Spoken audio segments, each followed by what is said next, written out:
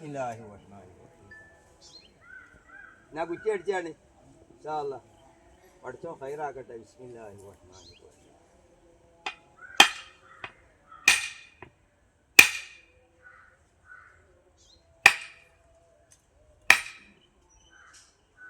അഞ്ചടി അടിച്ചിട്ടുണ്ട് ഞാൻ.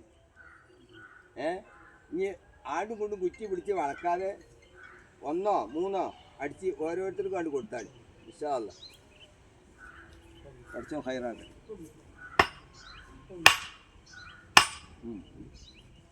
കൊടുത്താൽ ആ ഓരടി അടിച്ചാൽ മതിട്ടാ. നല്ല പതള്ള സ്ഥല. ഇതിപ്പോ പിന്നെ പെരന്റെ ആരാണ്? അയൽവാസിയാ? അമ്മോസൻ.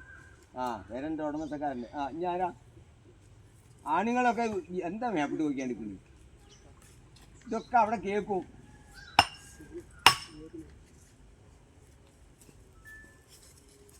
ഒക്കെ കൂട്ടുകുടുംബങ്ങളാ. ഇതാ നമ്മളെ ജമാലിൻ്റെ മകനാണ്, എഞ്ചിനീയറാണ്. ആ നീ ജമാലിന് വന്നടി.